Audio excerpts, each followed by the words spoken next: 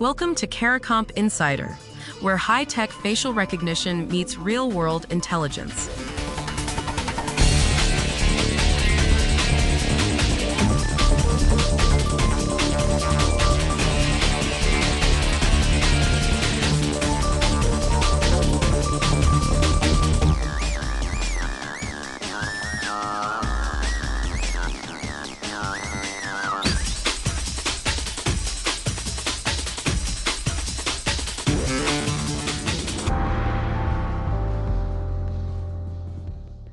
A genuine video of someone talking produces a math score of about 0.16 when you measure how tightly their lip movements sync with their voice. A lip-synced deepfake scores around 0.63. That's a four-fold gap, and almost nobody screening for fakes is measuring it. If you've ever watched a badly dubbed movie, you already know what audio-visual mismatch feels like. Something's off, but you can't quite name it. Now imagine that mismatch is subtle enough to fool you in a video call, a courtroom exhibit, or a clip your kid shares on social media. That uneasy feeling you get when you wonder whether a video is real? It's not paranoia. According to fraud monitoring platform SumSub, deepfake fraud attempts jumped 700% year-over-year by 2026. This isn't a future problem. It's already operating at industrial scale. So the question isn't just, is this video fake? It's, what kind of fake is it? Because the answer changes everything about how you catch it. Most people lump all deepfakes into one bucket. That's understandable. The word deepfake gets used like it's a single technology, and consumer detection tools mostly train on celebrity face swaps, the most visible, most dramatic type. But researchers who study manipulated video split human face deepfakes into at least 4 distinct categories: face swapping, face reenactment, lip syncing, and face animation.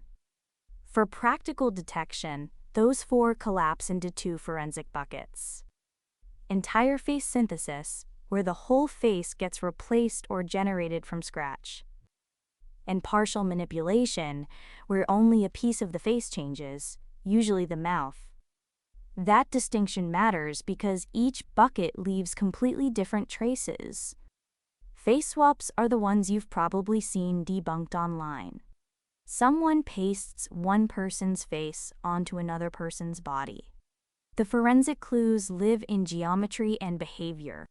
The face might warp slightly at the edges. The expressions might not match the body language. Identity markers, the proportions between eyes, nose, and jawline, don't quite line up with how that person actually moves. Detection tools trained on face swaps look for exactly those visual anomalies: warping artifacts, irregular facial movements, boundary inconsistencies.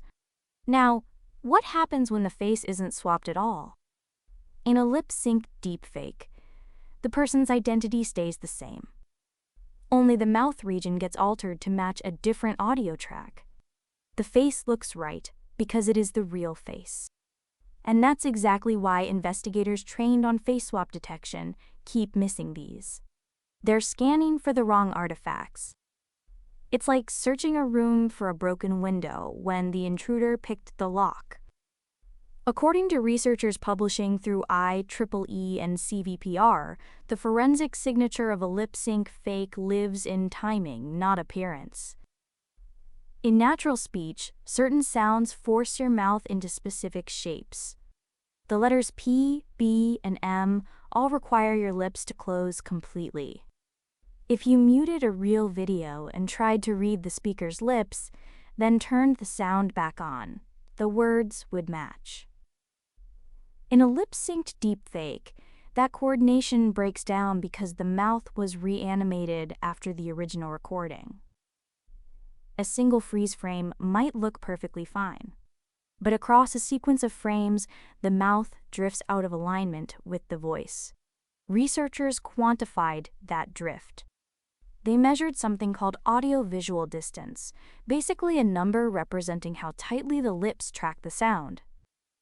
Real videos cluster around a median of 0.16. Lip sync deepfakes land between 0.63 and 0.66. Every authentic video in their dataset fell below a threshold of 0.5. And 97.5% of synthetic lip syncs scored above it. That's not a subtle difference. That's a measurable canyon, but only if you know to measure it. For anyone who's ever been on a video call and thought something seemed off about that person, this is the mechanism underneath that instinct. Your brain detects audio-visual mismatch even when you can't articulate what's wrong. One more layer makes lip syncs especially dangerous. Because they only modify a small region of the face, they're lightweight enough to run in real time. A live video call, a streaming broadcast, the algorithm only needs to render the mouth, not an entire face. But speed costs quality. Teeth are one of the hardest things for these algorithms to animate convincingly under time pressure. In real-time lip-sync deepfakes, teeth often appear too uniform, too white, slightly blurry, or they shift position unnaturally mid-sentence. That's a speed-quality trade-off baked into the technology. So if you're on a video call and the person's teeth look oddly perfect or seem to glitch during speech, that's worth noticing. Commercial detection platforms have adapted by running multiple, specialized models at once. One model targets face swaps. Another targets lip syncs. Another listens for cloned voices. Each model is tuned to different artifacts. But the ensemble only works if someone first classifies what type of manipulation they're dealing with. Running a face swap detector on a lip sync deepfake is like running a spell checker to find math errors. The tool isn't broken, it's just pointed at the wrong problem. The shift isn't from real versus fake. It's from is this fake to what kind of fake is it? Classification comes before detection, and skipping that step is exactly how the most common fraud type keeps slipping through. So, 3 things to carry with you. 1. Deepfakes aren't one thing. Face swaps replace who you're looking at. Lip syncs change what they appear to say. 2. Each type breaks in a different place. Geometry for face swaps, audio-visual timing for lip syncs. 3. Before you trust any detection tool or your own eyes, ask which type you're dealing with first. Whether you analyze evidence for a living, or you're just trying to figure out if a video in your group chat is real, that one question, what kind of fake, is the one that actually protects you. The written version goes deeper. Links below. Now you know something most people in this industry don't. Use it. And when you're ready to put it to work, caracomp.com. We'll see you tomorrow.